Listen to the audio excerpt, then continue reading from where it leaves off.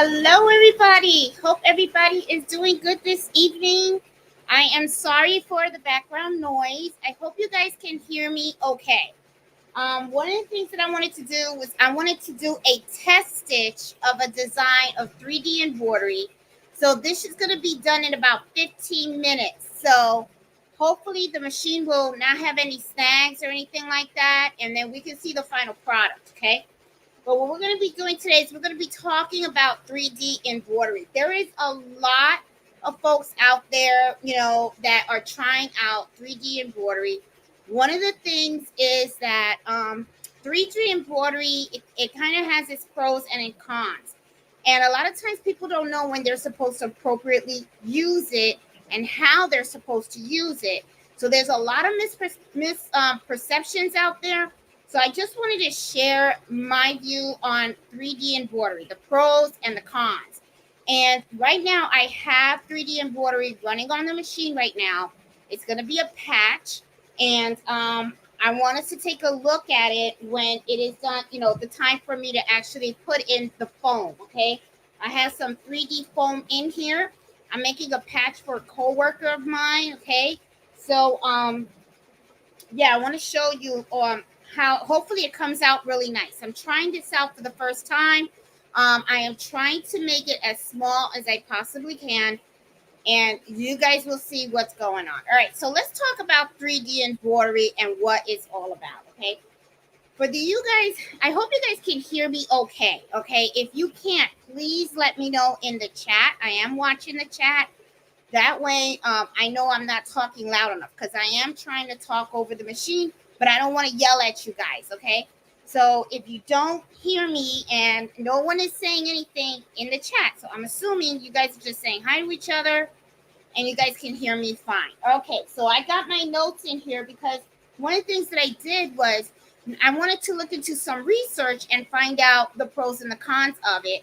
And a lot of the research that I did ended up kind of confirming some of the things that I say all along, okay?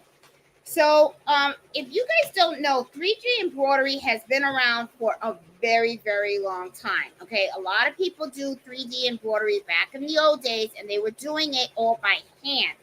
Embroidery, sometimes what they would do is they would do it with thicker yarns, okay? Instead of embroidery thread or fossil thread, they would use like yarns and stuff like that.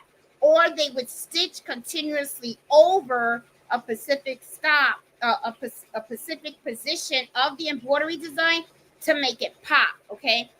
A lot of times what happens is people love the 3D embroidery for the simple fact that 3D embroidery does just that. It pops out, right? It really makes the design stick out.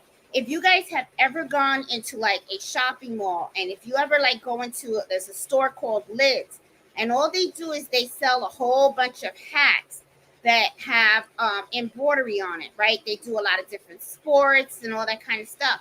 If you ever pick up any of those hats, you're going to notice that many of their designs have a mixture of flat embroidery together with 3D embroidery. The 3D embroidery is what really makes the design pop. Very, very popular. A lot of people like those type of designs. However, though, as an embroiderer, okay, sometimes people don't mind doing the 3D designs, but you really have to know what you are doing. And let me go check on this machine and let's see where it's at, okay? Because I can't let it do the name. Yep, okay, I'm gonna do a stop. Put my hand on there for a stop. And okay, so it looks like I'm gonna have to watch this because it's going to do the board. I guess you can't see it, it's a glare. It's gonna do the board, and then it's also going to do the name. So I'm gonna have to stand here while I talk to you guys. And here, let me put you here, all right? Because I'm gonna have to stand here and know when to actually slide in the foam. So let me get the foam in here. All right, so while I'm standing here and I can talk to you guys, I can watch this machine because it looks like it took the border and the name all in one, which is, it's fine. Now it's doing the patch edge. Okay, it's going good. All right, so let me get my notes here. All right, so as I was saying, you know, a lot of people, they like the design, right? They love 3D embroidery. Very nice, looks gorgeous. I love it myself. However, though, as an embroiderer, there are a couple of things that you're going to have to be aware of. First of all, in order to do that, you're going to need the foam, right?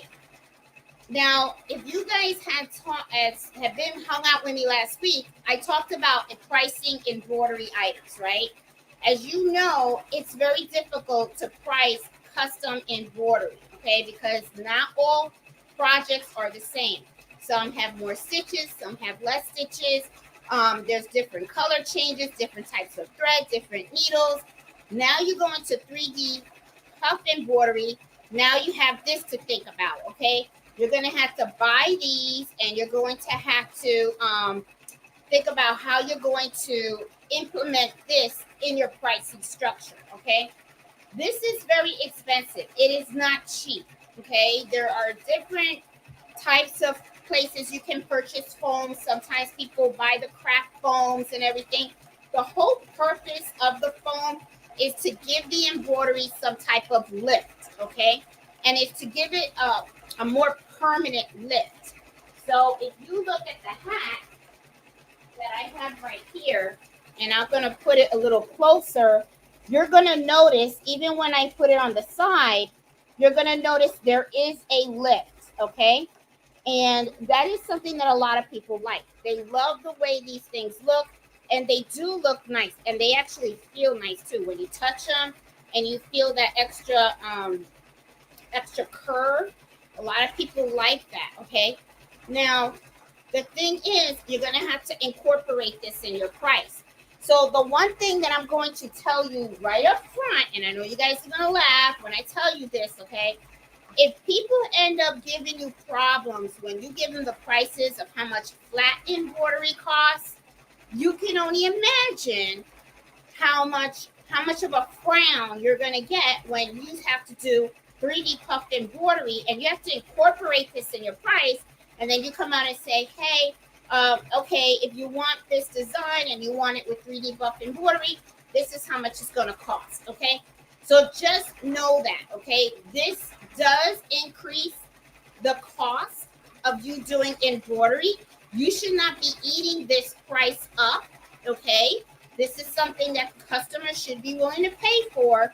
So I just want to put it out there because I do know there are some people out there, they just so want to make that sale. They don't want to lose that order, that they will actually not incorporate the price of the foam into the price of the embroidery. And then what ends up happening is you're selling yourself short. I'm telling you that you will go broke fast, all right? This stuff is not cheap, especially if you're buying the quality, all right? So just please keep that in mind, okay? The other thing that I want to tell you is that the designs for 3D puff embroidery are not cheap either, okay? If you cannot find the particular design that you want, or can't find, the customer gives you a design and then wants you to incorporate 3D puff embroidery, you're going to have to make sure that your digitizer knows that. This is the other thing too that you're going to have to worry about. Not a lot of digitizers understand the how to digitize designs for 3D puff embroidery. Okay, sometimes they know for flat files, very easy for them. But the thing is, for 3D puff embroidery, it can be pretty tricky because you got to remember it's going to determine the thickness of the foam you use. There are lots of different types of foams out there. All of them have different sizes and thickness to it. You want to make sure that the person that is digitizing your file has a good understanding of how to do it for 3D digitizing, and also how to, All right, I'm ready for this now. Okay, hold on 1 minute. Just give me a second, and then we're going to see how this comes out. All right, so, all right, we're not going to do this yet. I'm going to push this on here. And let me put some painter's tape. And stuff. I don't want it to shift on me. I don't want it to shift because I like my stuff to look nice. And I'm going to give this to my coworker because I feel bad because I gave her a thing that I made, and boy, did I flop that project. But I gave it to her anyway, so that way she knows I was thinking about her. There you go. Okay, all right, got my own thing there. So I'm going to give her a patch. All right. Okay, I'm putting in the foam right now. All right, so if you guys can see, I don't know if you guys can see. I know my lighting is a little bit bad, but I am doing the foam, and let me lower this. There you go. I'm gonna do 600. So I'm doing the foam and stuff like that. So we're gonna let that baby run. Okay. So let me put you guys back here, so we can have our normal conversations. Okay. So I know I'm all over the place. You guys know how I do. All right. So that should be done pretty quick. And once it's done, I'm gonna take it out, and then we're gonna take a look at it. We're gonna see how that looks. Okay. So like I said, 3D puff embroidery can be pretty pricey. You got to pay for this foam. This foam is not cheap. Make sure you incorporate it in your pricing, okay? This is the other thing, too. We're talking about the digitizers. Digitizers really got to know what they're doing when it comes to this stuff. I have come across a lot of digitizers that when I ask them to modify a design to include 3D puff embroidery in certain sections of it, terrible job. Okay, now, and the thing is, you have to make sure you let them know the thickness of your foam. Okay, if it's 2 millimeter, 3 millimeter, 4 millimeter, whatever it is. The reason why it's so important that they know how thick that foam is because that's going to let them know how long they have to make that stitch. Okay, remember, the stitches go over the foam. All right, so that, and you're not supposed to see the foam. It's supposed to cover it. The foam is supposed to just give those threads a lift, okay? And sometimes it just doesn't work. Oh, I think it's done. I think it's done. It's supposed to be really quick. No, it's not. Okay, so all right, forget it. So it just did the letter E for Erica. Okay, so all right, so you got to make sure that the digitizer is very well aware of the thickness of your foam so that they can make sure that they can make that design properly. Okay, the stitch length, especially for when you put the foam underneath. All right, so right here I made a list of the pros and the cons. All right, so I'm just gonna go down them really cute. Really fast. You can tell I'm off my rocker today, and here's Mello made his little appearance. He's always here. Okay, all right. So let's go down our list, shall we, Mello? He's so excited. Look at him. He's excited. He loves embroidery too. All right. So what are the pros? This is the pros that I got for 3D puff embroidery. People do love it, and I love it too. I think it's gorgeous. I think they really spark. They pop. Okay. They really make a statement. It's beautiful artwork. That's what I call it. Okay. The other thing that I said is the raised texture is very popular, very true. It is something that is very popular on jackets, and it's very popular on hats. Okay, as I mentioned before, there's designs out there, but they are not a lot of designs out there for 3D puff embroidery. Okay. And there's a reason for it. A lot of times people don't like doing the 3D puff embroidery because of the expense and the time and the energy that it takes to actually develop these files, okay? So that is kind of like a con about it, okay? You're not going to see a big selection out there for that, but, you can get them customized for you. But it may cost you a little more, and you have to think about if you're doing this as part of your business, you're going to have to make sure that you incorporate that cost in your pricing, just like I mentioned earlier, okay? It is long lasting and it does help the embroidery keep its shape. However, though, the thing is, you have to know when you can use it and when you can't. I see a lot of folks use 3D embroidery on very thin shirts, okay? That to me is not the best use of 3D embroidery, and I'm going to tell you why. 3D embroidery does not do very well in clothes, things that are very thin and things that are washed very often. Okay, so you got to think about that. This is something that I always mention about embroidery. Embroidery is a lot of fun, and it's so like it's fun to do, and you can get to the point where you just want to embroider everything.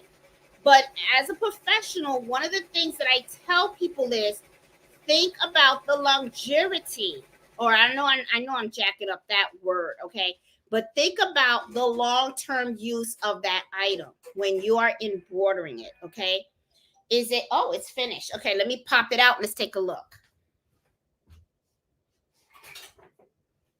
Okay, so here I have my item. Okay, this is how it's coming out. So what I'm going to do is I'm going to pop this out right here. And I should have placed this a little bit better, but oh my goodness. Oh, I outdid myself. I tell you. Oh, she's going to like this patch. Oh, I'm going to have to put this on a hat for her. Oh, I'm in love. Oh my goodness. Oh, okay, let's go. Here you go. Look at that. Look at that. Is that beautiful or what? All I have to do is take out that little portion in the A. There you go, and I got it. Oh, look at this. Look at this, people. People. I don't see anybody in the chat telling me that it looks nice. Are you guys talking to yourselves or are you listening to me? Look, people, look. This is a 3D embroidered patch. Thank you, Jenny. You're the first one to say it's nice. This is nice. All right, let me take it out of the hoop. Okay. You guys are chatting away, and I'm over here talking to you guys about 3D Puff Embroidery. You're not listening to me. Let me stop. I'm playing with y'all. Y'all need to have fun. You know this is our Friday to hang out. And you guys can always watch the replay to catch the 411. And I be all over the place when I be talking. Okay. So, let me cut this out. All right. So, as I'm talking to you guys, I'm going to cut it out a little bit here so that way you guys can see it. Okay. All right. So, oh, this looks okay. I'm going to have to do a video for you guys this week and to show you exactly how to do this patch because I know you guys are going to want to know how to do this step by step. Oh my God. This is nice. Oh my God. I could see this. I could see this on so many things. I outdid myself. Mello, Mama did it again. Oh, look at that. He's looking at me. Oh, you proud of Mommy? Look at that. I'm proud. Okay, look at that. Mello's proud too. See his tail? Look at that. He's proud of his mama. I know you are. All right, let me stop messing around and let me keep talking to y'all. As I cut this out so that way I can give you guys the close-up of this. All right. So, like I was saying, sometimes you got to know what to use, what, and when, okay? Seriously, guys, a lot of times what I see is that people just go ahead and they embroider like everything and anything under the sun, right? But the thing that I always tell myself is, oh my God, it looks nice now because you just freshly took it out of the machine. But you have to think about how is that item going to be used. And once it's being used and they wash it and all that kind of stuff, is the item going to continue to look as great as it looked when you first took it out of the machine? That is what really, really worries me. And I'm going to tell you why I'm going to say that, okay? I remember, I don't know if you guys watched one of the happy hours that I did where I was talking about your business, right? And I was also talking about how you should utilize reviews. A lot of times people are afraid to ask people about, hey, what did you think about my product? Give me a review, this and that, whatever, right? One of the things that I do to help me in my business is I like to look at other embroidery shops and I like to read the reviews. The reviews that they get, not the 5 stars. I want to hear about the ones that got the reviews that gave them a 3 star, a 2 star, or a 1 star. Okay. And the reason why I do that is because the best way to learn is to learn from other people's mistakes. Okay. So I was going through an embroidery shop and I forgot which one it was. I really don't keep track of the shops and stuff. All I like to do is I like to go around and look at the different reviews and just see what is it that makes that really that concerns customers, right? Was it the packaging and where they received their item? Did they was it not packaged right? Did it arrive damaged, or was there an error in the spelling or the quality of the item and stuff like that?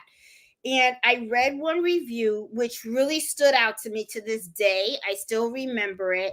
And it was that someone had purchased a shirt for their child. And, they said that when they received it, it was beautiful.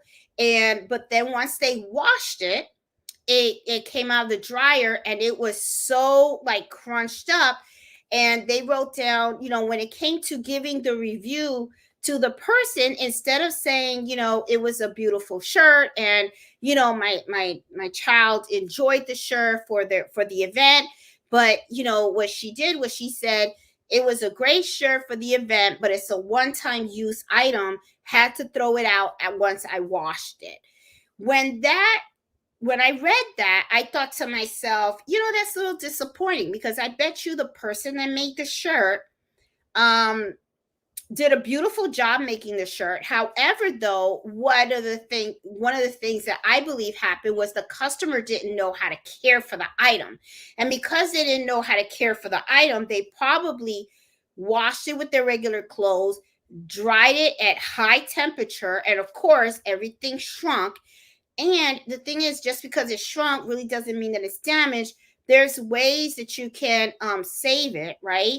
And that's what prompted me to make sure that when I sell my embroidery items, I actually provide a card with instructions on it.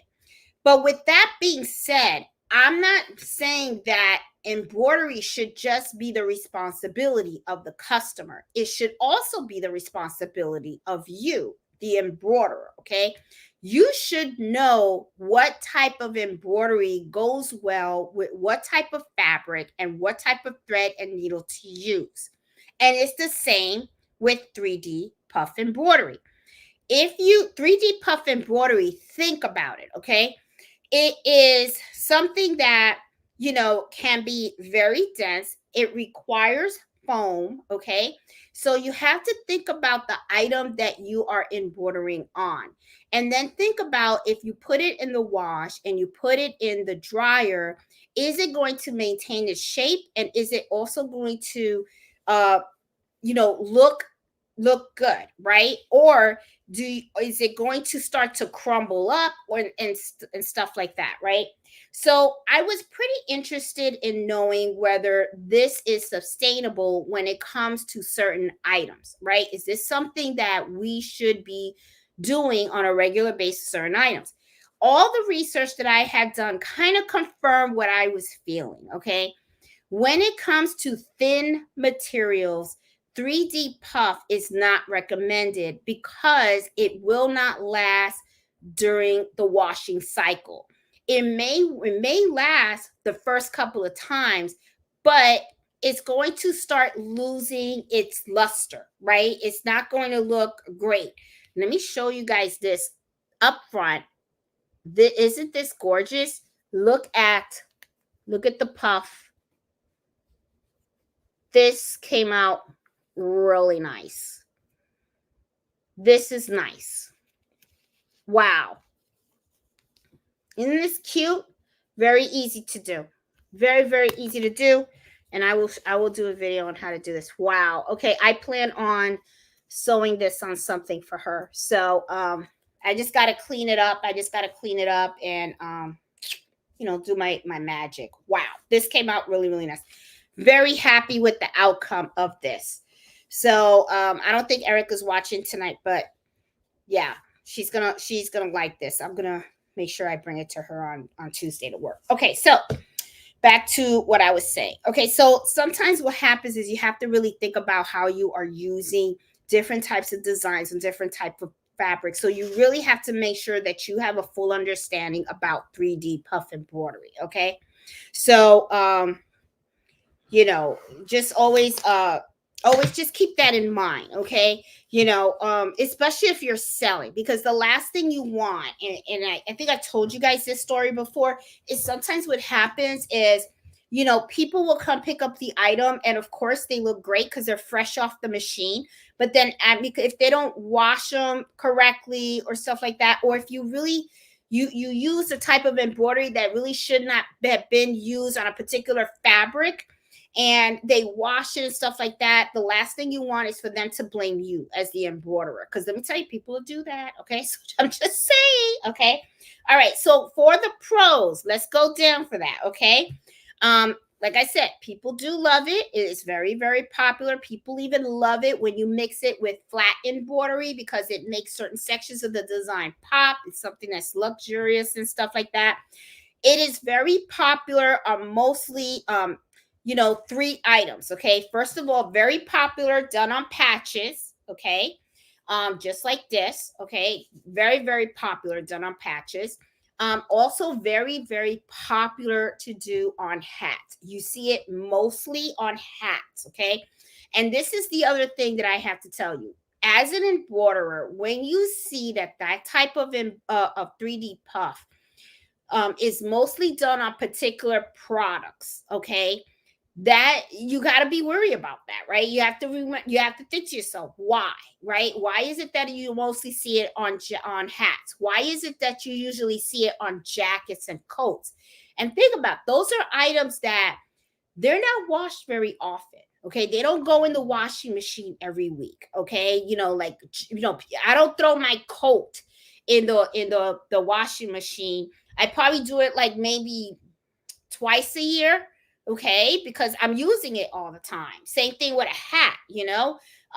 Hats are very rarely thrown in a washing machine, even though now they do have these little basket things that you can put your baseball hat on, because people are very particular about their hats. They don't like their hats being bent and all that kind of stuff and everything. Okay, also, one of the things that's very popular about 3D puff embroidery is that a lot of times what people really do like about it is that when you are looking at a design from a distance, okay, because of the design, it has different areas of 3D puff embroidery, it really stands out. So from far away, it's very, very noticeable, and that's why a lot of people like that. So it's mostly used on patches, hats, and jackets, just as I said. It is also something that is very popular with big designs. A lot of times you will notice that some people have like jean jackets, they have big designs in the back. And in the design, sometimes what they will do is they will incorporate flat embroidery with the puff embroidery. Now, this is something that I want you to think about. I mentioned jackets and jackets that have it in the back, okay? We're talking big designs, all right? Nobody does little designs, okay, in the back of a jacket. Usually this is kind of like a logo that you see in the front of a shirt or something like that, but not in the back. Usually when people are embroidering on jackets, especially adult jackets, usually people do like motorcycle jackets, stuff like that. They have very huge designs in the back. Sometimes they'll have like emblems, right, of the eagle and stuff like that. they will incorporate the puff embroidery with regular embroidery. Now, those designs are huge. And I'm telling you, think about this. When the design is huge, that means that the bigger the design, the more time under that needle. The more time under that needle, the more expensive it's going to get. And if you have to get something digitized that is huge, that costs money too. Okay, that is not cheap. All right, because a lot of times that means the digitizer is going to be sitting there for a pretty long time trying to get that design created, because you're talking huge. You're not talking little logos and stuff like that only can take them a couple of minutes to pop out. So it can be very complicated. And if you have a digitizer that know what they're doing, let me tell you, hold on to them. Okay, but there are some digitizers out there that is kind of like a hit and miss. All right, so just be wary of that. So let's talk about the cons right now. Okay, and I already kind of mentioned a little bit as I was blabbering around. I already talked about the thin clothing. Don't recommend it on that. Okay, especially if you have a very dense design. Just be conscientious of it. Not saying it's not impossible, but what I'm saying is think about it. Really, every time you do embroidery, whatever project you are working on, you have to really do your homework and think about the type of fabric you're going to be working on, the type of stabilizer you're going to be using, and the type of design, and the needles and the thread weights and all that good stuff. Okay, you guys have heard me say it thousands of times. All right, you have to think about that. So if you have something that is thin and you want to put a 3D embroidery on it, think about it. Think about, how do you think that embroidery is going to have a good marriage with that fabric, right? Is it going to, or do you think you're going to get a lot of puckering? Be wary about the puckering, be wary about how they're going to use the item, how often they're going to wash it, and all that good stuff, because that's going to hurt the longevity of the embroidery and the item. Okay, so you want to think about that. All right. The other thing, and I mentioned it briefly before, the pricing of embroidery. Okay, last week we talked a little bit about that. Okay, embroidery is custom work. Custom work means custom pricing. You really have to have a strategy in place on how you're going to price your items if you are serious about being profitable in this business. Okay, a lot of times people price their items wrong. Like I said last week, a lot of times people come out and say, oh, well, it's just I'll give you a per dollar per stitches. I am telling you, you use that method, you're gonna go broke real fast. I'm telling you, you're not gonna see much of a profit. Okay, because you are kind of like, in a way, I mean, I'm not saying you're giving your services for free, but you really aren't making a whole lot. Okay, because there's a lot of things that you need to really consider. So one of the things that I do is I do time. Okay, I charge for time. Okay, and I do look at the quality, the quantity, the time of this that takes to stitch it out, the items that I need to do to the materials that I need to stitch out my embroidery. And with 3D embroidery, well, guess what? Now you got extra material that you have to charge in there. Okay. And this extra material takes extra time too, because as you can see, once you are done embroidering, you got to clean it up. Okay, because you saw I had to take it out, I had to clean it up. Sometimes you're going to have to put a heat gun over it just to make sure that it looks really nice. There's a lot of things that you have to actually do, and that's incorporated in your time as well, and you're going to have to charge for it. All right.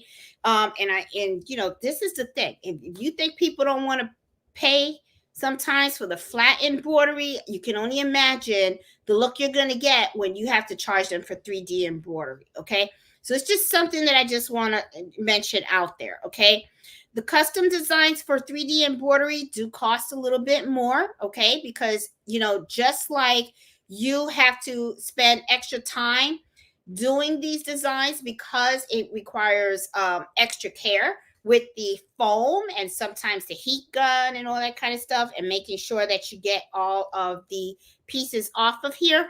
You know, it is, it's the same with digitizers. Okay, it's going to take time for them. It's probably going to take them extra time to actually do the digitizing for these designs as well, because they have to incorporate the type of foam that you're using, the size, and they have to make sure they have the proper stitch length and everything like that.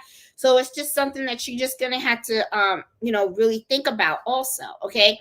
And and like I said before, the other con is, if you don't know a digitizer that really knows well how to digitize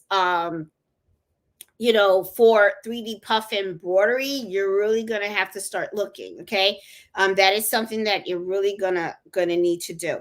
And one of the things is that is really difficult with the 3D puff embroidery is that, it's really hard to use this method if you are working on very detailed things. Okay. Like, for instance, if you have someone that wants a logo and they have mini fonts, you can forget it. This is not for mini fonts. Okay. Even though this does look a little small. Okay. But, you have to really, you're if it's a very tiny fonts, no, this is not going to work for tiny fonts. Okay. I would not recommend anything. I think this is 1/2 inch actually that I'm using here. Let me see if I can look at it. I think it is 1/2 inch because I did shrink this. Yeah. Okay. Some of this is 1/2 inch. Okay. Like, for instance, okay, the when you look at this, okay, her E, the capital E is this is an inch, and then the rest of these letters right here are 1/2 inch. Okay. And as you can see, for this size, this came out pretty good.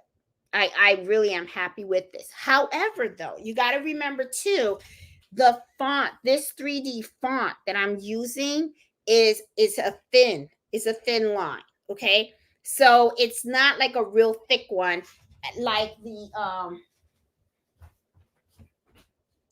hat that I have right here. Okay. This is very thick. Okay. And I don't know if you guys can see how it raises. See? Okay. So this is a thick font. All right. So if you have a font that is this thick, okay, you're not going to do 1/2 inch. All right. You're going to have to look for a 3D font that is on the thin side. Okay. And they have them. They do have them. They're a little difficult to find. I will link where I found this ones if you guys are interested. I think this is a really cute font.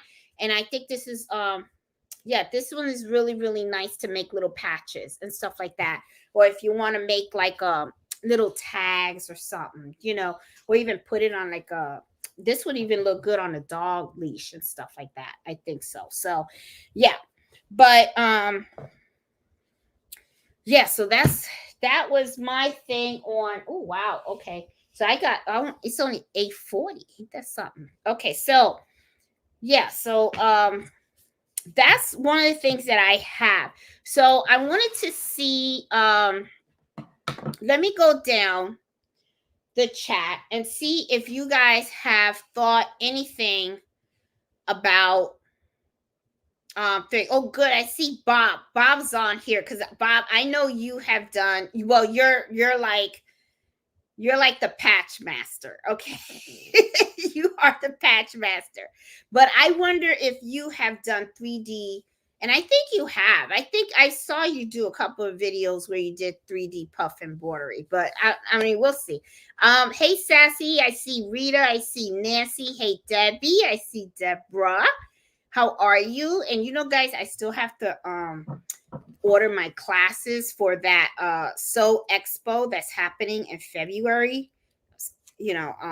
Yeah, because I gotta stay at a hotel and stuff. If I can't get a hotel, then I guess I'll be driving, driving back. Oh my God. Hey Jenny, hey Angela and Stitches, hey Jenny. I see Robin. Hey, Rebecca. How are you? Hey, Allison, Judy, Robin. Hey, Debbie White. I hear you fine. Have you heard about the woman who patented her embossed embroidery? I did see yes, Debbie. I did see a bunch of people talk about that and stuff like that. I don't, the videos that I have on 3D is not embossed. I usually buy embossed files. I've never done that. And I'm gonna tell you something. I was not a fan, Debbie, of that style. And I'm gonna tell you why. When I saw that people were doing that, and I saw that they were putting like the foam inside the shirt, right? And it looked nice, but this is what went through my mind. And I could be wrong. I don't know. Okay. But this is, this is just how Jeanette thinks.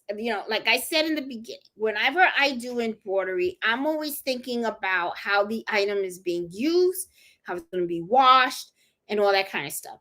So, as expensive as embroidery is, people like comfortable clothes, right? They don't, I mean, I remember once I saw a picture of a baby who had a onesie embroidered and they had to cut the it looked so stiff, right? And the baby was like, and the thing was so stiff, and it was just so funny. So I thought to myself, oh my God, I thought it was really funny because what went through my mind was, we really have to think about what we're doing, why we're doing it, and what the true outcome of it is going to be, right? You don't do things just to do things, right? You shouldn't do that. So when it came to that in boss thing that I saw, what went through my mind was, how comfortable can it be to wear a t-shirt with that, right? Because you have all this foam that's underneath, right? So it's like, even though it looks nice, how comfortable can it be? Because I know I like my shirts to be comfortable, right? So when it comes to, I don't usually like the embroidered shirts too much. I kind of prefer, like, the logo, or like a little patch like this. I prefer that. But I'm just not into, the big embroidery thing on t-shirts. Sweatshirts I don't mind, but it just depends. Like I said, I just don't like. I did embroider like a mom shirt. I did the mom on the collar, and I did the names on the sleeve. I thought that was pretty cool. But the big stuff all over it really talks. What goes through my mind is the comfort, right? How comfortable can it be? The other thing is also is, how does that last on the washing machine? I don't know. You know what I'm saying? I don't know how it is. So, but I did hear about it, and I heard a bunch of people were like all over the place about that, and some people were pissed off or something like that. But hey, I say each his own. I stay out of that. I don't. I just, it wasn't something that gravitated to me. That I was like, oh, I want to try that too. I really, I looked at it as, no, it's not something that I wanted. They do have embossed files that they do sell. And, usually I prefer to do knockdown stitches, okay, for stuff that is very fluffy. I like to do that. I'm like trying to cut the patch. So I kind of like prefer the knockdown stitching and all that kind of stuff. That's just me, my particular style. I just, it wasn't something that to me I was like, Debbie, like, oh, I kind of looked at it as, because I don't know, and I know you guys are gonna laugh, but I kept thinking, what if there's a woman with like big titties and stuff like that, and then she has all these foams sitting on top of the, it's like, I don't know. That's what went through my mind, okay? Because I was like, how's that gonna look? I don't know if that's gonna be stylish. So I don't know. That's what went through my mind, because I always think about how things are gonna look on people if it is, And I'm going to tell you, I mean, there have been times when customers come to me with the wildest stuff, right? And I look at it and I do tell them, I'm very, very honest with them. They will tell you. I will let them know in a minute, and I go, that's gonna look a little funky. And I let them know, and I tell them why. And I'm like, that's gonna look a little funky, or I don't think that's gonna be something that you're gonna like, but let me explain why, and if they come up with some crazy stuff, and I tell them, I go, is that gonna be comfortable for you to wear? Are you going to be okay wearing that? And I'll tell them I can put tender touch inside of it, or I can try to do this and stuff. But I always try to explain to them, because this is the thing. Sometimes customers think that embroidery is the same thing like ink, right? And there are some things that maybe embroidery is not the way to go. Maybe the best way to go is to get someone to do a sublimation for you, or or silk screen or something like that. Maybe embroidery is not right for that type of design, and that's okay. And people sometimes don't know that, you know what I'm saying? So you just have to share, because I truly believe you need to be honest with your customers. And if they come to you and they come with, they have like a jacket or shirt or something like that, and they ask for certain type of service, let them know up front and say, hey, I can do it, but I don't know how that's going to last. Is this something that you only want to wear once, or you only want to wear 2 or 3 times? Is this something that, you plan on keeping for a long time? Because if you do, then maybe that's not going to work for embroidery. Maybe what you need to do is do the screen thing. Now, the one thing that I do get a lot is that if I tell people, hey, maybe you should look into sublimation and stuff like that, I tell them I don't do that. I have a sublimation printer, but I'm going to be honest, I'm not a fan of sublimation. It just doesn't work for me, okay? Because I feel it's so freaking unforgiving, and I always mess up. I get shadows. My stuff always comes out, and I get pissed off when I have to throw away a blank, because there's like no do-overs. Okay, so it really bothers me to know that I spent like $4 on a cup, and because I got ghosting, or I didn't put the right temperature or something, that now I got to throw it out. So it's to me, it's just like, so I'm like, let me stick to what I know, which is embroidery. I love doing it. It works for me. And that's what I'm going to stick with, even though I do have the machine and I do play with it and all that kind of stuff. But still, now what I want to do is do sublimation patches, and I'm going to play with it. But I have like this little red dot on my machine right now, and I am going to have to try to figure out why, what's wrong with it. So, I hope it's not that I screwed it up, because I don't use it as often as I should. And I might have to get another machine. I don't know. We'll see. Or else I'll just send my sister a whole bunch of stuff, and she can sublimate it for me and stuff like that. So anyway, yeah. So but I did, that's embossed embroidery. Yeah. But this is 3D. Different. It's different. Emboss is underneath, okay, where you have the foam underneath the shirt, but I'm putting it on top. Hey, Rebecca, let's see. Oh, I attended the All Brands Academy, and it was awesome. Learned to sew on new brother on veneer. Oh, on the new one. Oh, Jenny, that's the replacement for the Lumineer. It's a 2-day event, and instructors were awesome. And I bet you probably left there and you were like, I want that machine. I told my sister that I want the machine so bad. So I think what I am going to do is I'm going to start saving, so that when I retire, maybe I'll gift myself a Lumineer, or that one, the brother Lumineer. I don't know. We'll see. We'll see what happens. Oh my God, Jenny, I could only imagine the fun that you had there. Oh my God. Let's see. Let's see. Oh my goodness. The machine costs more than my car. Are you serious? How much was it? Are you guys talking like over 20,000 for that machine? Because if that's the case, then I would be like, no, I'm not going to do it. Because, I mean, I could get another multi needle for that. Maybe what I'll do is I'll look for a used luminaire, and then maybe I could get, buy a used luminaire. Maybe I'll do that. I don't know. Oh, Debbie, I'm interested in knowing what price you found out. Hey, Oz, how you doing? The sewing report did some good stuff about it. Oh, okay. I gotta check that out then.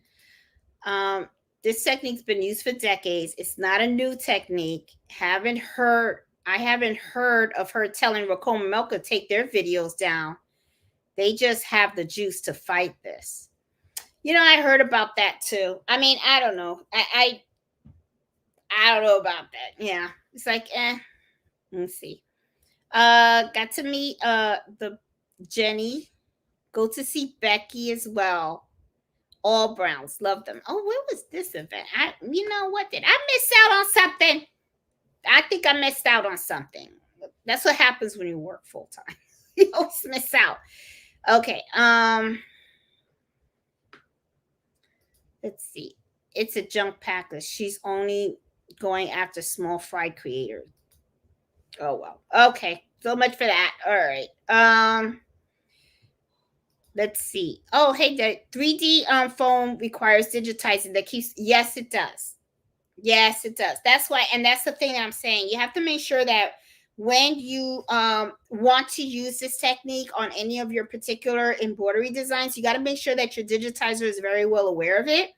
And the thing is, you have to make sure that you let them know the size foam you plan on using. Okay. That's a big mistake that a lot of embroiderers do. They don't emphasize that, because you got to remember there are different types of sizes. Okay. This, I believe, is the 2mm. They also have the 3 and 4 as well. Okay. So, and usually what it is when you have it 3D puff like this, okay, where the fonts are a little bit bigger. Sometimes people, what they do is they use a little thicker foam on there, okay. And usually when you have fonts that are small like this is when you use the small foam, okay.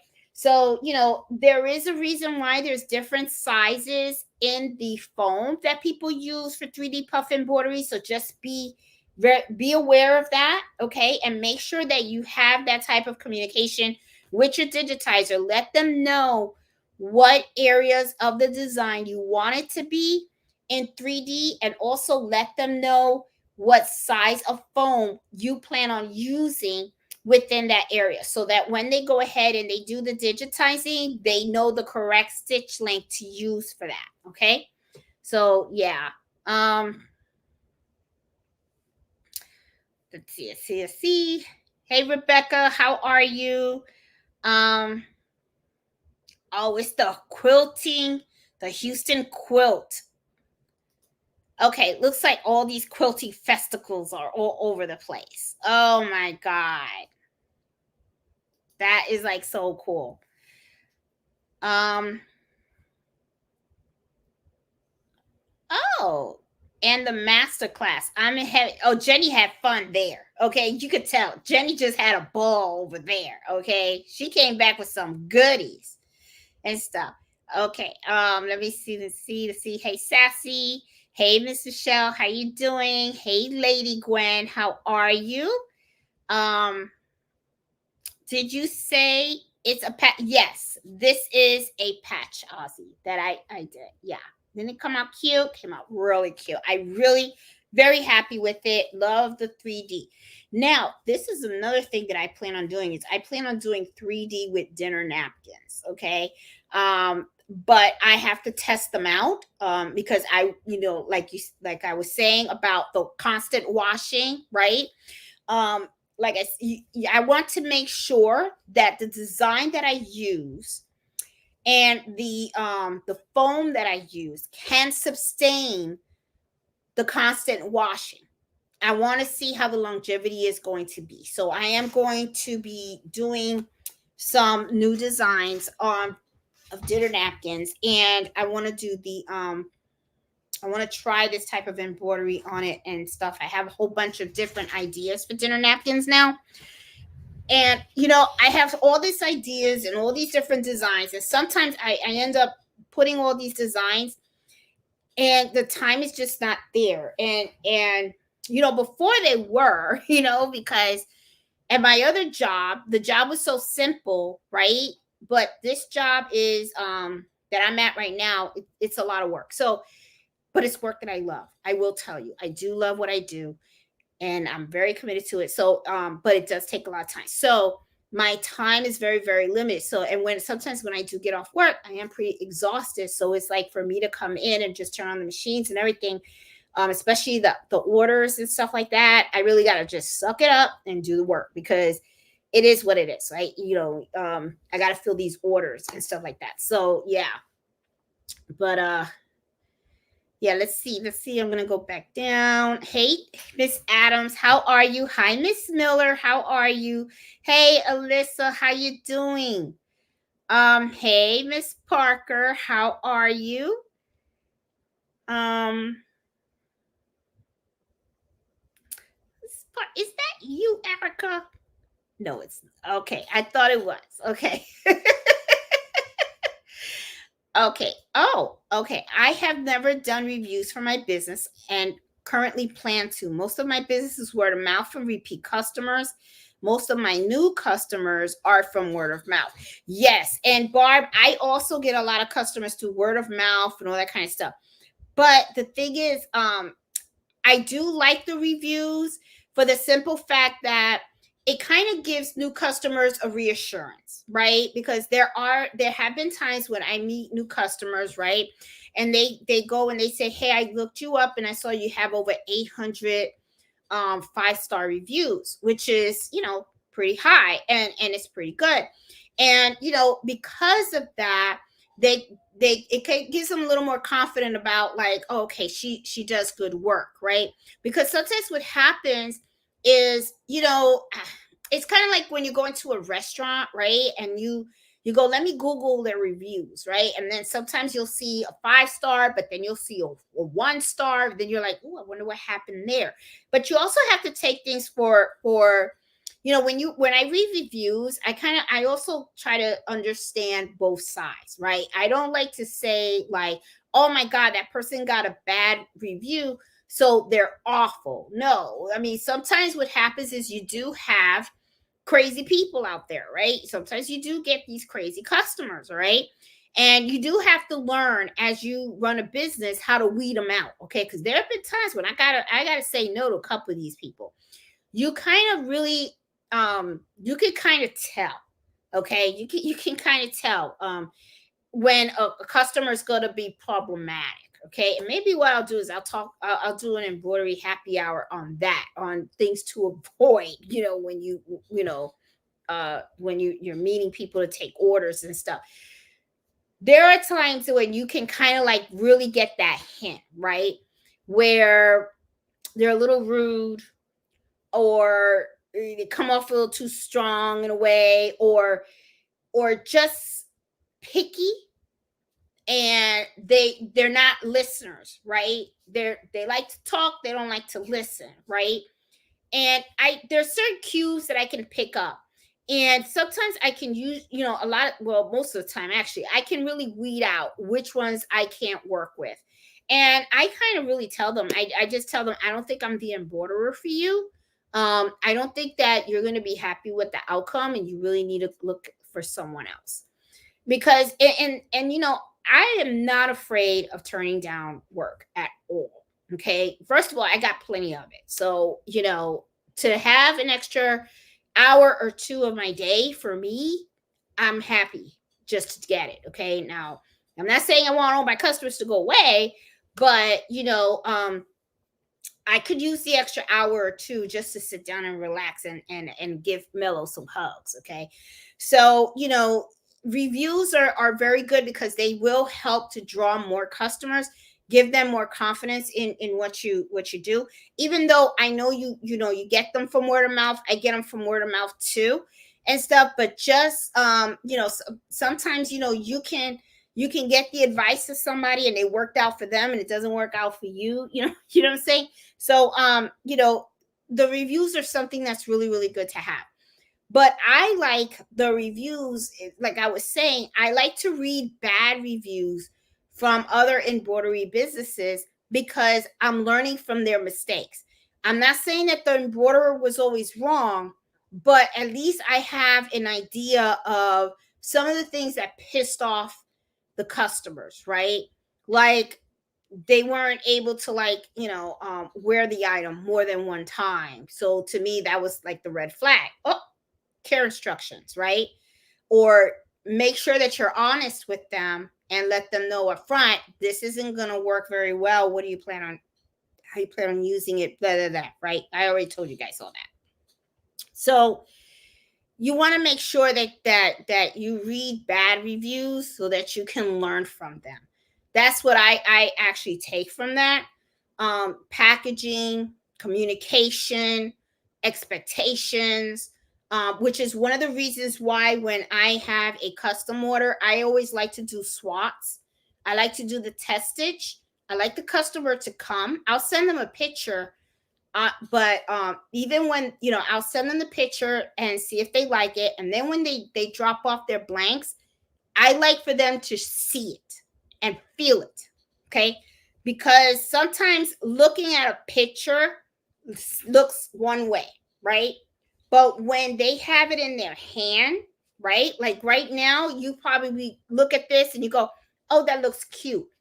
But if you were to actually touch it and feel it, and you could touch the 3D embroidery and just run your finger on this, it would be a whole different type of an appreciation for the item, because you would be like, oh wow, this is golden. Because I'm gonna tell you, I just love putting my finger across this because I think it just looks, this is gorgeous work.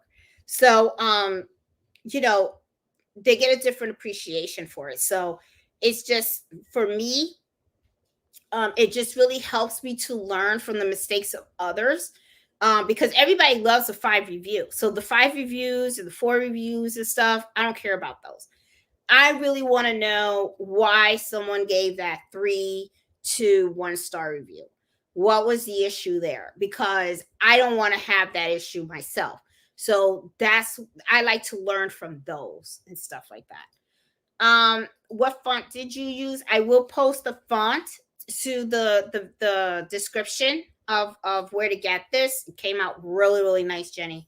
So I'm definitely going to be sharing this font with you guys. I will definitely post it in the video description tonight, after I film and stuff.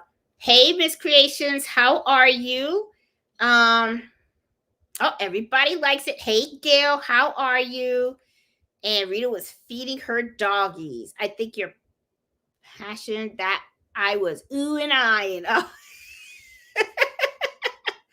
I know. I am very impressed with this. I really like it. I'm going to be doing a lot more now with this. I think this came out gorgeous. I just love it. I just love it. Okay. Thankfully, the learning curve for digitizing foam is very low. If you can do the basic shapes, you can do foam. It's just learning about the stitch length, limit, density, the capital caps. So give it a try. Bob, you know I am not digitizing. Even though I know you keep telling me I am not digitizing. I think Miles is going to be a very rich man because of me. I just don't like it. And I don't know. Maybe when I retire and I have nothing to do but sit in here, I will take that on and learn it. Okay. But I tried it once and I don't know what it is. Maybe it was the class that I took or something like that, and I just wasn't grasping it. I found it difficult to learn. It really was. But it is something that I do want to, at least learn somewhat so that I can make some small modifications and not have to always farm out all the work that I do. But yeah, and then I bet you when you right here where you talk about the learning about the stitch length, I bet you when you are doing the 3D puff embroidery, when you're doing the stitch length, you have to know about how thick that foam is going to be. So that way you can properly do that. Oh, I see you wrote more here. Okay. Also try Madeira Body Builder Form. It's only available in black, but it's super dense, very satisfying. Oh. I wonder why they don't offer in other colors and stuff. But black is pretty popular for 3D buff, that's for sure. Jeanette, what did you do on that?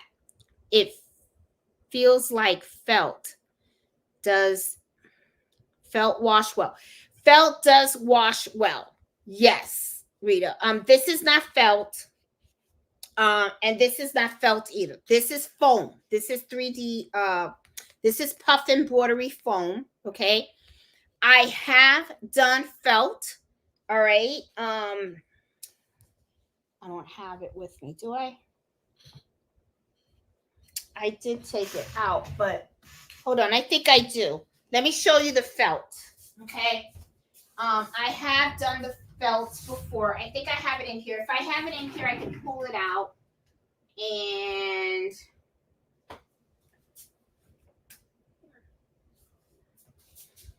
okay, I do. I have it. Okay. This is the felt. Okay. Rita, this is felt.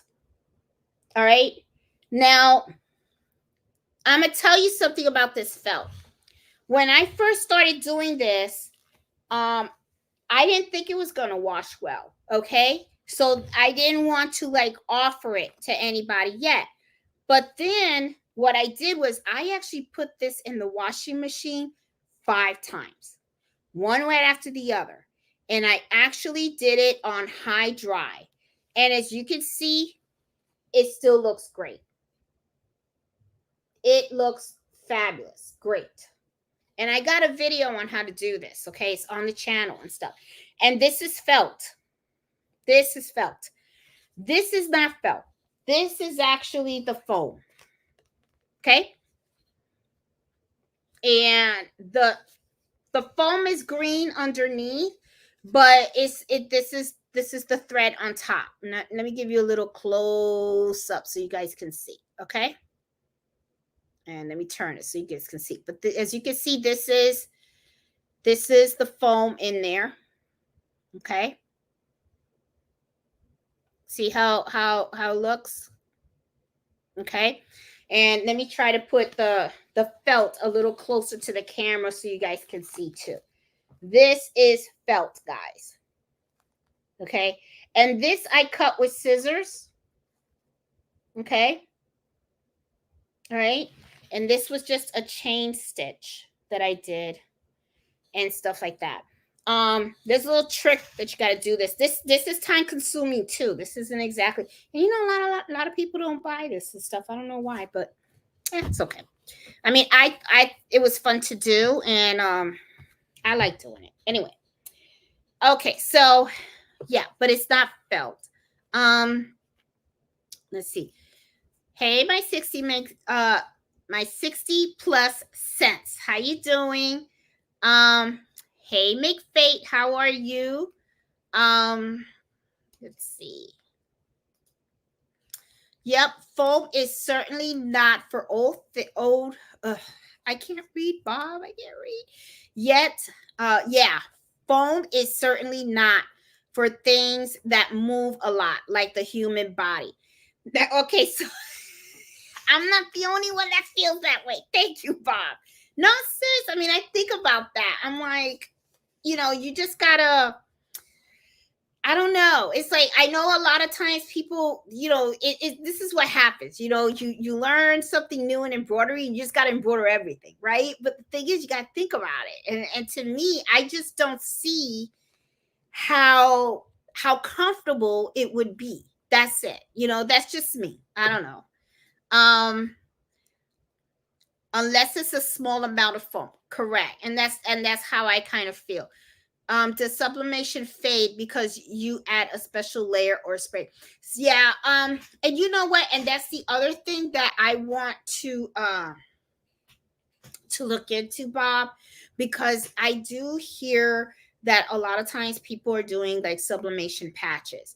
The thing that I'm concerned about the sublimation is it's ink, right? Of course, when you first lay it on a shirt, and it happens with a lot of shirts, right? I remember my son when he was little, he used to be into Mario Brothers and all these little cartoons. And when you go to Walmart, you get all these t-shirts with like the superheroes and all that kind of stuff, right? Well, they still sell those shirts, but Carlito had Sonic and the Sonic the Hedgehog and all that. He was real big on Sonic. And every single Sonic shirt that Walmart sold with the print on it, he had it all, right? He was like, that was his shirt, right? So, but I remember when I first would buy them, they would look really, really nice. And then when I washed them after like the 5 or 6 wash, Sonic the Hedgehog that was like royal blue didn't look royal blue anymore, right? He started to look a little bit like light blue, right? So so I'm wondering about that with the patches, okay? The sublimation on the patches. Is that going to happen within time, right? Because the thing with sublimation patches that I do like about is that sometimes I feel that certain embroidery designs have so many little details in it that sometimes it's very hard to capture with stitches. But because it's ink, it's probably very easy to capture that image looking really clear, right? And then you end up having, you put your little patch around it, your little circle and whatnot, right? But then you got to sew it on the jacket or the shirt or whatever, right? Or the hat and stuff. What happens to that ink in the long run, right? Is it going to fade? Is it, when you wash it, is it going to do the same thing like Carlito's Sonic shirts when he was a little boy? After like the 6th wash, it was like, okay, let me go back to Walmart and get him a brand new shirt because this is really looking kind of tired, So I got to play around with it and see, because I do see a lot of people do that. And then I'm wondering, is it the type of ink, right? Could it be that certain inks are better than others and stuff like that? So it's a lot of things. I got to look into it. I just got to see how I feel about it and stuff like that. Because that is one of the things that I am pretty particular about with me personally. And I know, Bob, you're kind of like the same with your patches, okay? Because I've seen some of your videos and how you actually work. And I kind of laugh because I'm like, man, he's my kind of guy because he does exactly how you are very, very particular. It's like you will create something, you look at it, and it has to be at your standard. And I'm the same. There is nothing that leaves this shop that it has to be perfect because that patch or whatever it is that I do is representing me and my business. It is not going to leave. It is not going to leave because I don't. Now I will say I did do the embroidery on the twill. I did not like the outcome. I have the video. I still have to edit it and stuff like that. It's going to be one of those videos that I'm going to put on the channel, guys. And I'm actually going to say this is a wash. It didn't work for me. I'm sure, I started watching other people that were embroidering on twill. And one of the things that I noticed is it depends on the design. Like I know a lot of people, they use the twill to do like wedding veils and stuff like that. And they embroider on it and everything. I'm not a fan of it. I didn't like it. Okay. Twill is very slippery. It's I noticed that some people were embroidering it on sticky stabilizers so that way the twill wouldn't shift on you and stuff like that. I tried to do it on the mighty hoops. It shifted. And I just didn't like it. It wasn't my thing. So I'm just like, okay. And the twill didn't cost me much. It just cost me like 63 cents. I got half a yard. I didn't even get a yard. I got half a yard. And it because it was something that I want to try. But I'm gonna try it again to see.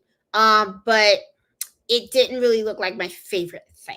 It really did. I was just like, because I would look at it and I would be like, all right, then I embroider on the twill. What would I use it for? The reason why I try to do that is because I saw that Ozzy had bought embroidered fabric, right? And it was a twill and it was embroidered. However, though, the embroidery that he had on that was, I could tell when he held it up that it was very thick yarn, right?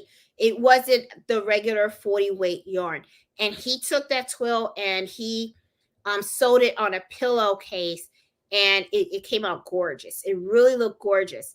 The thing is, I remember, if I remember correctly, it was like I think $50 a yard or something like that. It's expensive. It's not cheap, right?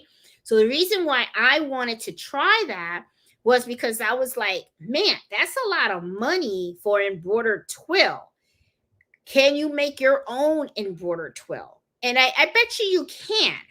But I will release that video just so that you guys can see some of the things that I found that I didn't like about doing it myself. So I was just like thinking to myself, okay, well, maybe what I'll have to do is hand embroider the twill.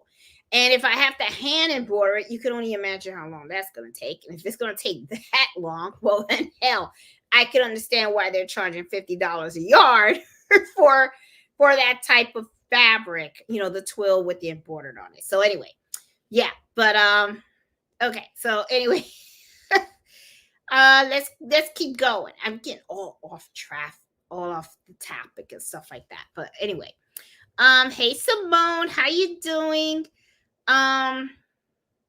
Only 16 thumbs up. Please, guys, give me the thumbs up if you like the video and stuff, because it does help the channel a lot. I noticed the channel is not really doing too healthy. I don't know why, but well, I should be putting out more videos and stuff, but I've been pretty tired. Because I have been working and then working on these bulk orders and stuff like that. And that can really get tiring. And, I did put one of those videos of watch me work. And I used one of my sister's songs on it and stuff. So hopefully she gets more sales on her album and stuff. Let's see. Miss Fake said, thank you, ladies, for your help on the wedding shower gifts. It was awesome. So many orders. Awesome. Still smiling. Good for you. I created a spa retreat gift baskets with ropes, towels, eye masks, etc. embroidered. You go. That's what I'm talking about. Everybody wants to know how much. I know, me too. I mean, it's probably going to be, you know what, Miss Gracious? It's probably going to be two numbers with a lot of zeros behind it. I mean, and it's probably going to be two high numbers too. Where did you get the foam? I actually got this foam from Amazon. I just bought a pack. Okay, so I will put the link in the video description to the pack that I bought. What I liked about this pack is that it came with all of these and it has like different colors. Okay. But because it was just something that I just wanted to play with and try. But I think I'm going to start looking into other places where I can buy and then buy more of them.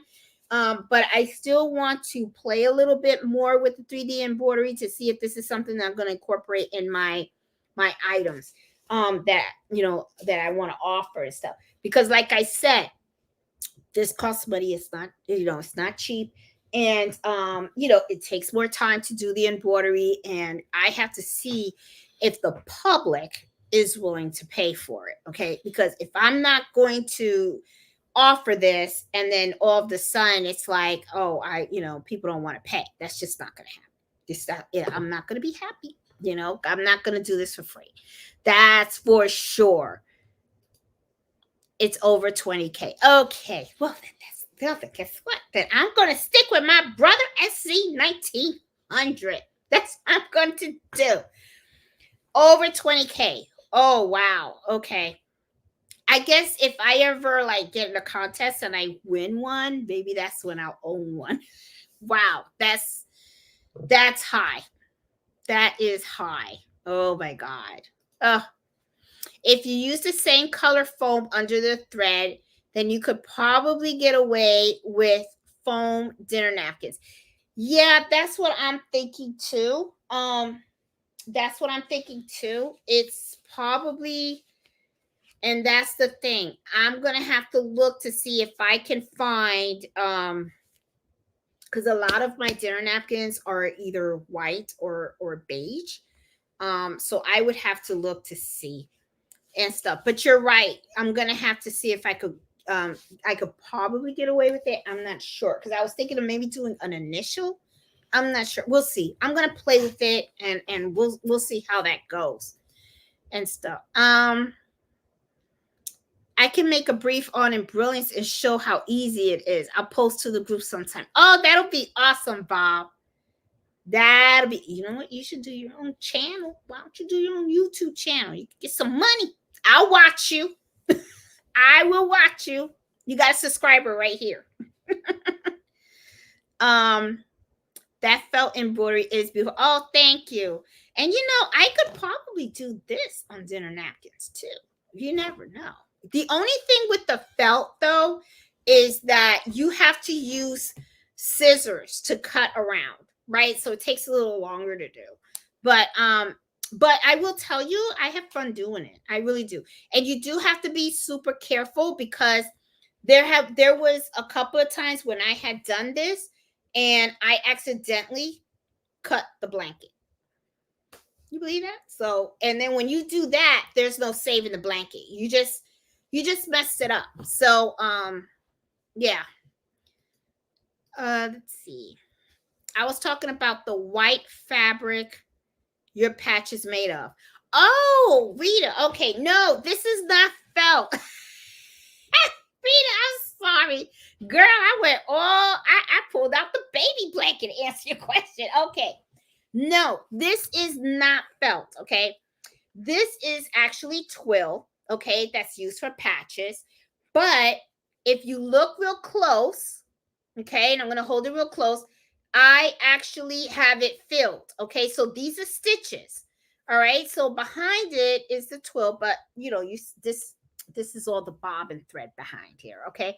But if you look close, okay, these are it's filled stitched, okay?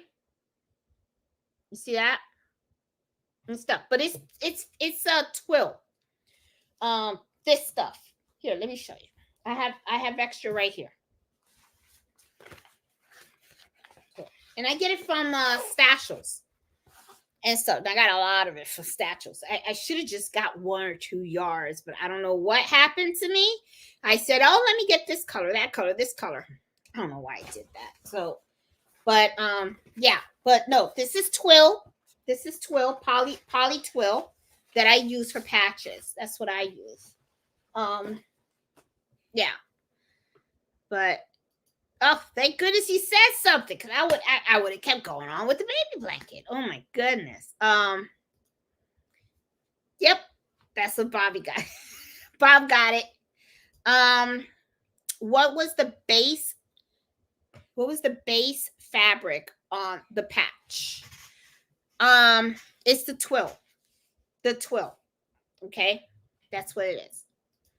I've attempted to try 3D foam. I got a heat gun just for it, but haven't used it yet. It is, it's not hard. And sometimes I'm going to be honest with you. I know people take the heat gun and they blow it over and stuff, But looking at this, I don't even think I need a heat gun for this because it looks great. I don't see anything wrong with it where it warrants a heat gun. I mean, I'll pass it through, but I think it's going to look the same to me. I don't know. Quick question. How do you fix a polo shirt? A client wanted a logo on a new large polo shirt, but her original work shirt was medium and the logo was too small for the size of the shirt. You would have to remove the logo. So you would have to remove all those stitches. And one of the things that I would do is if you have one of these, this is what I recommend getting, okay?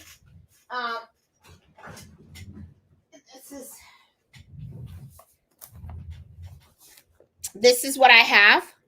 Okay, it's called a Peggy Stitch Eraser. Okay, and it kind of helps. And I do have a video in the channel on how to remove stitches. I will tell you this, Miss McFake, I hate doing it. Okay, I really do. You have to be very, very careful with the seam ripper, and with the Peggy Stitch Eraser, because what you can do is accidentally cut the fabric. So, I mean, I personally, if this is not a mistake that you made, okay, but her original work was medium, the logo was too small for that size of the shirt. If this is a shirt that came with the embroidery on it, this is what I usually do. When people come to me and they say, hey, the shirt has an embroidery on it, I will put a patch over it. I will tell them, I'll make you a patch and we can put the patch over it. But I am not going to remove the stitches because to me, it's too risky. You can accidentally cut the fabric. And then if you cut the fabric, you ruin the shirt and then you're in the hole because then you got to replace the shirt. Okay. I don't remove that. If it's a boo-boo that I made, I'll just eat the shirt and I'll buy another shirt and then I'll just embroider a new shirt. Okay. But that's how I usually handle those situations. I try to not remove the stitches if I possibly can. Okay. Not my favorite thing to do. This is not my favorite thing to do because it takes a lot of time. And you're talking thousands of stitches and you got to be really careful. And I do have a video on how to do it. The best, you have to start by cutting the bobbin threads in the back, and do not remove the stabilizer because you want that stabilizer there because you don't want to accidentally cut your fabric. So it's very time consuming and stuff. It's something that I hate doing, totally hate doing. Hey, Miss Holland, how are you? I told her the size was too small before I embroider it. Yes, I would definitely add a patch over it. And this is another thing also, Miss Fake. This is something that I would do just in the future, okay? If you, I don't have it with me. I don't think I grabbed it. But okay. Oh, here you go. All right. Whenever you are embroidering for someone, this is usually what I do. You know how I talk about the test swaps, that I will test stitch a design, right? Like, let's say they come out, they say, hey, this is what they want. I test it, okay? And they can put it over the shirt right then and there. She would have noticed that it was too small. Okay. Or if you don't want to do this, print out the design, cut it out, put it against a shirt and say, this is exactly how big it's going to be. Is this how you want it? Yes or no? If it's too small now, it's not going to grow on the machine. The size is what you see. You tell them up front.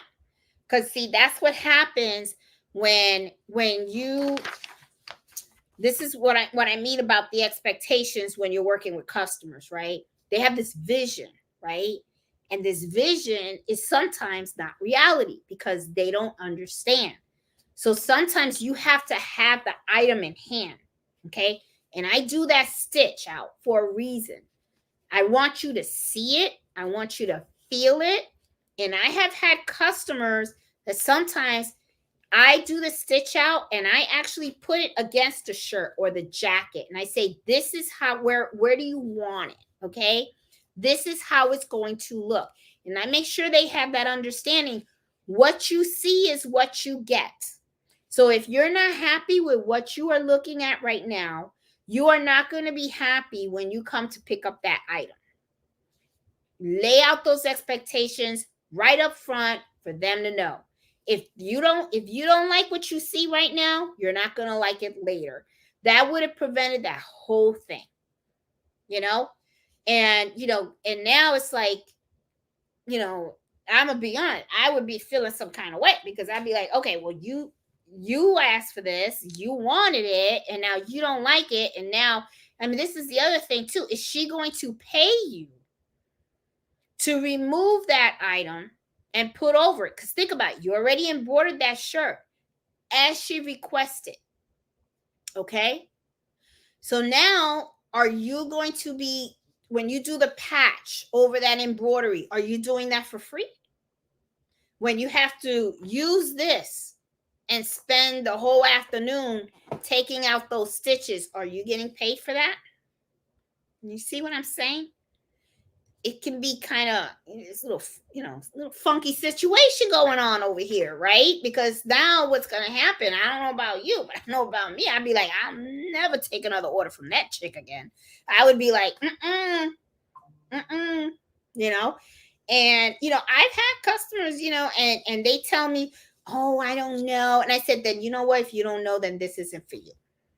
I tell them, I don't have time for that. I don't want to bother with that. I don't want the problems. I really don't. So to me, it's like, just take this as the situation. Just get over it. Fix it, whatever. Go, whatever. But lesson learned. Now you know the next time how you're going to handle that.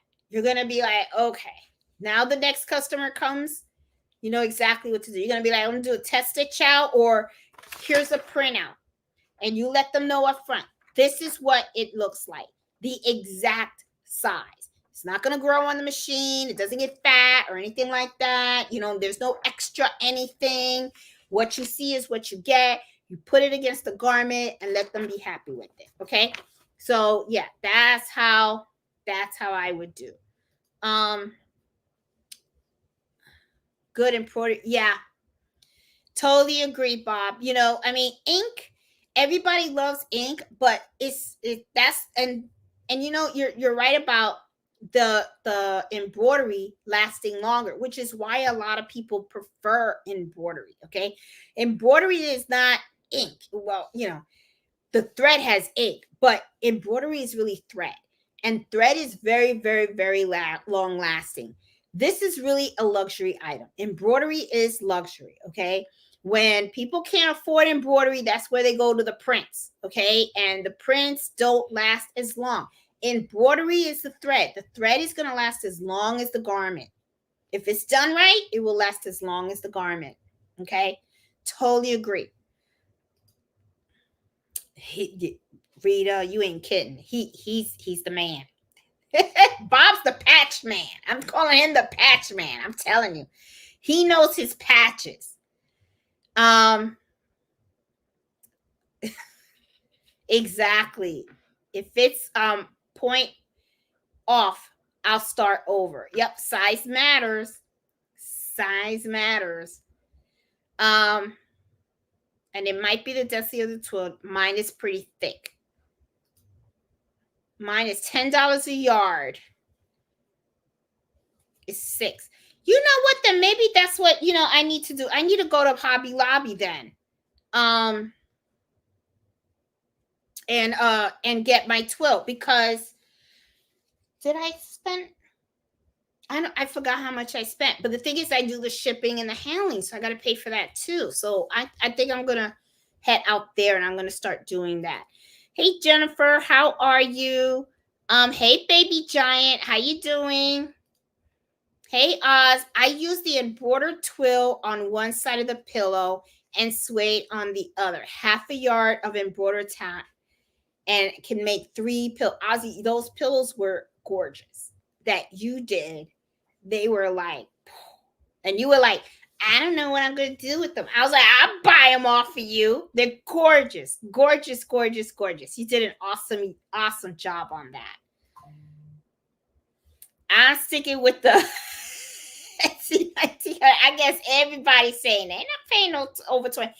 I am sure that's why when I go to the sewing shop and they have the luminaire right there, and I won't touch it.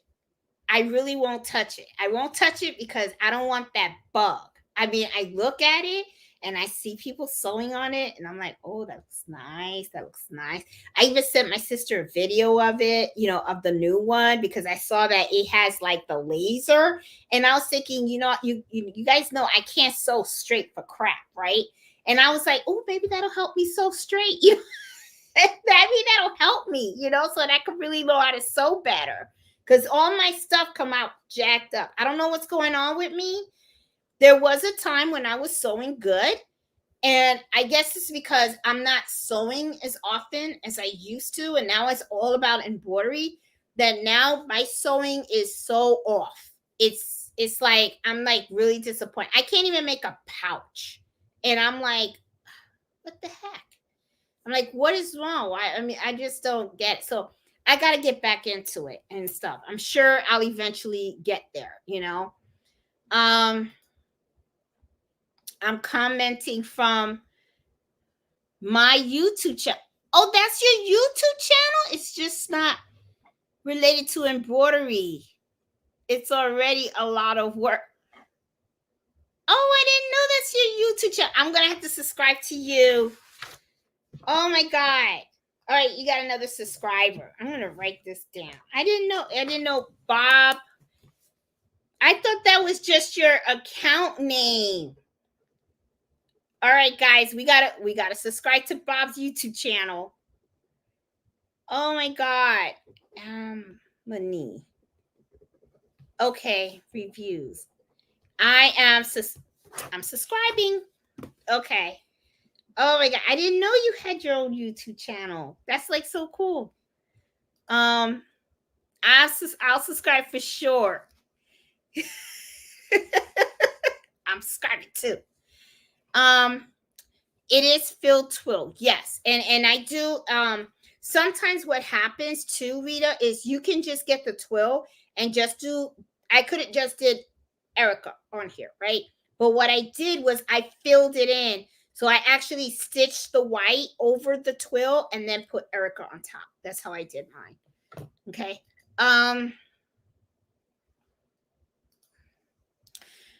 That's really clean for not using a hika. Yeah, that's what I'm saying. I mean, it looks so I don't see anything wrong as to and I don't see any reason why I should use a heat gun, honestly, because everything looks pretty good. So I'm like, it looks pretty good to me. So I watched a video where they just passed over the threads with a heat gun. They said it tightens up the threads. Yeah, but the threads look pretty good. I mean, I'll pass it. I'll see if I can see a difference. I don't know if I'm going to though, but I don't know. We'll see. Let's see. Oh, plus, who wants to pay $80? Yep, it is. This is not cheap either. Some people have talked about maybe they could buy like a shaving kit or something like that and then use that. I've never tried that. I could use my husband's or my son's, but I think they'll kill me if I do that. I showed her the sample. I remember your test sample, and she said yes, she wanted it. I would charge her for the patch. Honestly, I would say, hey, you wanted it, so okay, if you want to patch over it, it's an additional cost. That's what I would do. Sadly, their twill colors are very limited, black, white in my store. But you know what though, Bob? That's usually the most common colors too that are used for patches. You know, because I bought a whole bunch of colors. Maybe gray. I've used gray, but the white and the black are mostly what I use, honestly. That's what I use on the patches. Um they they did. His I'm telling you, I think that if Oz was to sell those pillows, he could make some money. I totally agree. Um Thanks for the sub. You probably won't have an interest in my How do you know? You know what? I bet you I probably will. Okay, now I'm gonna start watching you. You're probably gonna be like, oh, Jeanette sends that. I went to the Sew and Quit. Oh, and Hoonleys, I had so much fun. I'll be going to the one in Fredericksburg. I promise tomorrow I am going to register for some classes. I'm only going to go for Friday and Saturday. If I can't, then I'll just go Friday probably to shop for the day and then hang out with some of the folks that are going to go out there to meet me and have dinner and stuff like that. So I'll probably just end up doing that. So, wear a respirator when using the heat gun on foam and also when melting pat edges. Oh, okay. Definitely do that. I will definitely make sure. Safety first, right? And stuff. So gotta think about that. Man, so okay, guys, so it is 10 o'clock. I really hope that the information that I shared with you guys about 3D puff embroidery was helpful to some of you guys if you were thinking of doing this. You know, there are some pros and cons with it, you know, but it's like I have said in the past, you know, you really have to understand embroidery, how to use it, when to use it, even not when not to use it. And when it's you know, a good option and when not to, and also the pricing of it. Please be aware of that. You know, I see a lot of people that are doing embroidery and they are giving their stuff away. You have to price accordingly, you know. Make sure that you know you're getting your money's worth and that you're getting paid for your time. That is just so important. Okay, so guys, I'm gonna call it tonight. You know, and I'm pretty excited about this. I really am and stuff. And now I just gotta do something really cute to put it on. And I'm wondering if I could just put this on a hat or something. Man, this looks awesome. This looks awesome. Very happy with the turnout and stuff. I will do a short video on how I actually did this. Okay, I used Embrilliance to do this. So I will show you guys how I do this. I will also give you the information of where I purchased this particular font as well. I'll make sure I'll put it in the video description tonight. Also, I will also put in where I purchased this foam. Okay, I'll put that in the video description as well. Okay, and the fonts, got that here, writing it down on the video description. Got it.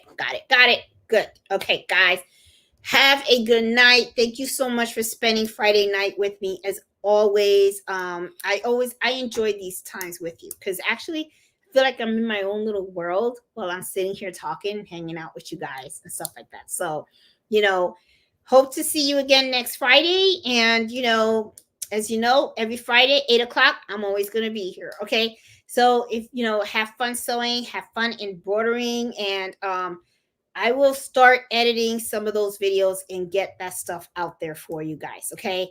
Because I got to really start putting more videos out there for you guys to watch. So, guys, have a good time. Have fun doing 3D embroidery and, you know, have fun sewing and have fun embroidering as well. So, I will talk to you guys later. Have a good one. Take care. Love you guys. Bye.